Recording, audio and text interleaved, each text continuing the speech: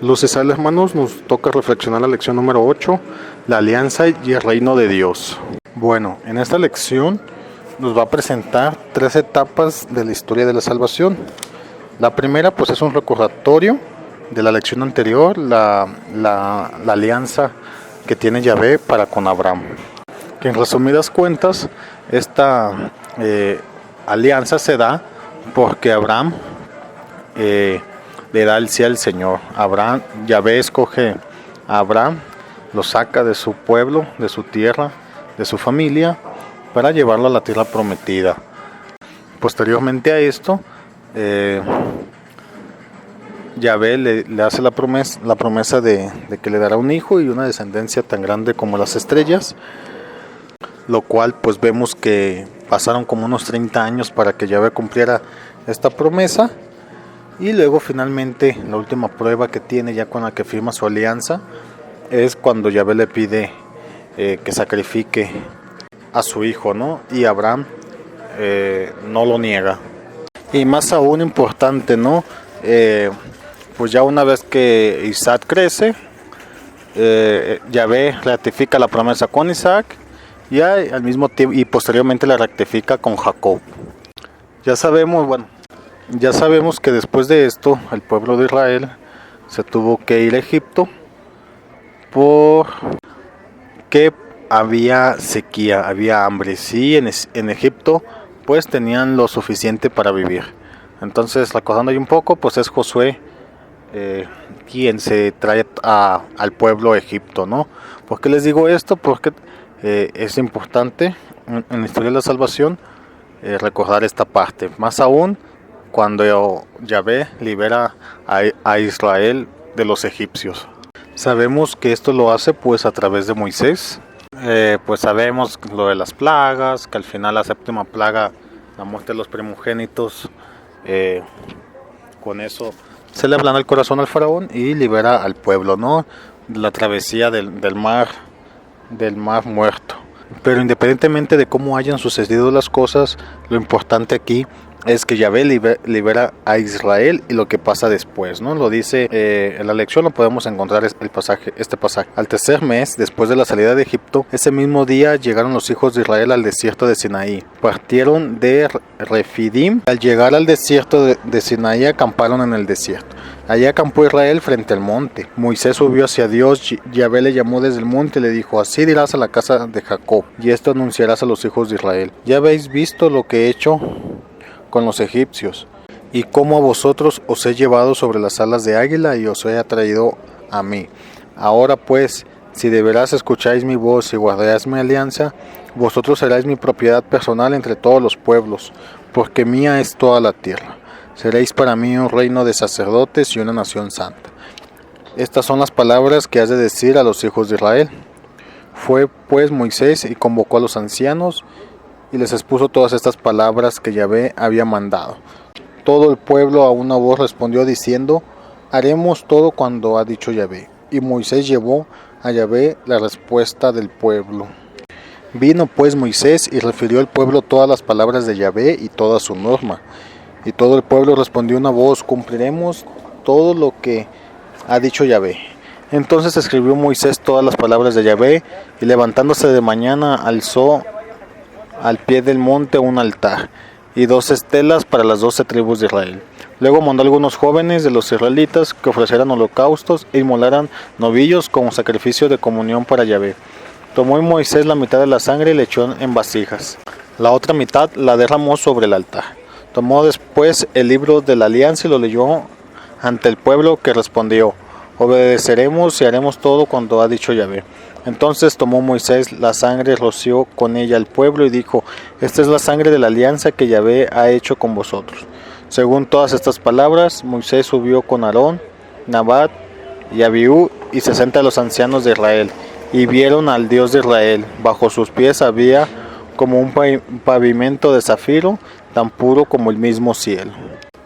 Bueno, en este pasaje estamos viendo cómo Yahvé, pues la alianza. Estas serían las 2 primeras etapas, donde pues vemos que Yahvé hace alianza con Abraham y posteriormente con el pueblo de Israel a través de Moisés. Pasando a la tercera etapa, al tercer jalón de la historia de la salvación, pues nos vamos a topar que gira en torno al rey David, lo cual significa que si el pueblo tiene un rey, es porque el pueblo se ha instaurado. Es decir, el pueblo que antes era peregrino y vagaba por el desierto, ya se ha sentado en una localidad geográfica concreta para convertirse en una nación. Esto se dio 40 años después de que Israel saliera de Egipto, ¿no? La cuestión de que durara tanto es porque, según los teólogos, según estudios, los israelitas pecaron contra Yahvé. Hay que recordar que hicieron un cordero de oro y lo adoraron. Entonces Yahvé los castigó de forma que todos ellos no llegaran a la tierra prometida. Esa es una de las explicaciones de por qué duró tanto tiempo. Bueno, a lo largo de todo este tiempo, si nos ponemos a leer, vamos a ver que Yahvé es duro contra el pueblo de Israel, que es muy rígido. Por ejemplo, en el mandamiento de que no tendrás otros dioses, soy un Dios celoso. Pero aquí se puede entender esto. Como siempre lo he dicho, para entender las escrituras es que hay que entender el contexto. ¿Qué sucede con el pueblo de Israel? Pues que es un pueblo peregrino, que quieran o no, que durante estos 40 años pues vio cómo eran las demás naciones, cómo eran su cultura, su religión, su forma de gobierno, y de alguna manera todas estas experiencias o todos estos contactos con las demás naciones pues influían en la toma de decisiones para el pueblo, ¿no? Y tal es el caso de toda esta influencia, que el pueblo de Israel primeramente era teocrático, es decir, Dios gobernaba y lo hacía a través de los sacerdotes. Dicho de otra forma, Dios hablaba con los sacerdotes y los sacerdotes pasaban la comunicación al pueblo de Israel. Y al revés también, es decir, cualquier inquietud que tenía el pueblo de Israel se lo hacían llegar a los sacerdotes y los sacerdotes se lo hacían llegar a Yahvé. Pero llega el momento, llega la influencia de todas estas naciones extranjeras, que el pueblo de Israel le piden a los sacerdotes, le piden un rey. Exactamente se lo piden al sacerdote Samuel, que les den un rey.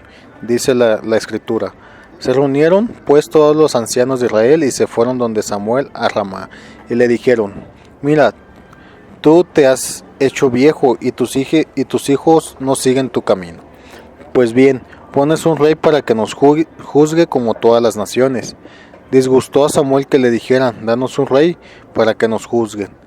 E invocó a Yahvé, pero Yahvé dijo a Samuel: haz caso a todo lo que el pueblo te dice, porque no te han rechazado a ti, me han rechazado a mí, para que no reine sobre ellos. Todo lo que ellos me han hecho desde el día que los saqué de Egipto hasta hoy, abandonándome y sirviendo a otros dioses, te han hecho también a ti. Escucha, sin embargo, su petición, pero les advertirás claramente y les enseñarás el fuero de rey que va a reinar sobre ellos. Entonces, como les digo, ¿no? La influencia se ve muy clara, ya que dice el pueblo: danos un rey para que nos juzgue como todas las naciones. Entonces aquí vemos pues esta influencia de la que les hablo. Después de esto, pues Samuel no le queda otra más que darle al primer rey, y este es Saúl. A Samuel no le queda otra, y el primer ungido para ser el rey es Saúl. Ahora bien, algo importante: los reyes de alguna manera estaban apegados a lo que Yahvé decía. Y muchas de las desgracias de estos reyes es por salirse de los caminos de Yahvé. Incluso pues hay narraciones donde se dicen que en guerras los otros pueblos temían, porque entre ellos decían: es que Dios está con ellos, vayámonos. Entonces, cuando el rey abandona los caminos de Yahvé, es cuando empiezan todas las desgracias para el pueblo de Israel, como es el caso de Saúl, que al parecer, según yo recuerdo, recurrió al misticismo, ocultismo, y es ahí que donde se le revela que Dios ya lo ha abandonado. Ante esto pues viene el segundo rey, que es pues el rey David, el cual pues desde pequeño demostró que andaba en los caminos de Yahvé, una gran fe por Dios, y esto pues le valió mucho tanto para Yahvé como para su pueblo, que su pueblo lo aceptara. Incluso pues Yahvé le manda un mensaje a David, ¿no? Dice: Ahora pues, di como esto a mi siervo David. Así habla Yahvé Tsebot. Yo te he tomado del pastizal, detrás del rebaño, para que seas caudillo de mi pueblo Israel. He estado contigo donde quieras has ido. He eliminado delante de ti a todos tus enemigos, y voy a ser un nombre grande como el nombre de los grandes de la tierra. Fijaré un lugar en mi pueblo de Israel y lo plantaré ahí para que mueren en él. No será ya perturbado y los malhechores no seguirán oprimiéndolos como antes, en el tiempo en que instituí jueces en mi pueblo Israel. Le daré paz con todos sus enemigos. Y bueno, podemos ver otra vez que ratifica Yahvé la alianza para con el pueblo de Israel, pero lo más importante es lo que le dice después, que dice: Yahvé te anuncia que Yahvé te edificará una casa, y cuando tus días se hayan cumplido y te acuestes con tus padres, afirmaré después de ti la descendencia que saldrá de tus entrañas, y consolidaré el trono de su realeza. Él construirá una casa para mi nombre, y yo consolidaré el trono de su realeza para siempre. Yo seré para él padre, y él será para mí hijo. Tu casa y tu reino permanecerán para siempre ante mí. Tu trono no estará firme eternamente. Con esto que le está anunciando Yahvé a David, al rey David, es que de su descendencia va a salir un rey que va a gobernar eternamente. Claramente sabemos que este rey es Cristo. Muy bueno, en este punto hay que detenernos un poco a reflexionar, ¿no? Claramente vemos al inicio cómo Yahvé hace una promesa, una alianza con Abraham. Por esta razón es de que la figura del rey David es de suma importancia, porque se le anuncia que de su descendencia va a salir el rey eterno. Y bueno, ya para terminar con el rey David, hay otra cosa importante que resaltar. Sí, hay que verlo como esta figura del rey David tal cual, pero también no hay que olvidarnos de su parte humana. Es decir, al inicio David se presenta o aparece como un humilde pastor. Posteriormente va creciendo y creo, según yo, se vuelve caudillo, se vuelve un soldado, un valiente soldado, en el que va empezando a ganar batallas. Se comenta que las gana porque ya Yahvé lo viene protegiendo, porque será el futuro rey de Israel. Después de esto lo vamos a ver como un rey poderoso, un rey que pues derrota a todos sus enemigos, gana todas las guerras, y en algún momento de su vida vamos a ver que también cae ante la tentación. Pero lo más importante y lo que ve Yahvé, lo que le vale que de su descendencia saldrá el rey eterno, es que después de caer en esta tentación toma una actitud de arrepentimiento.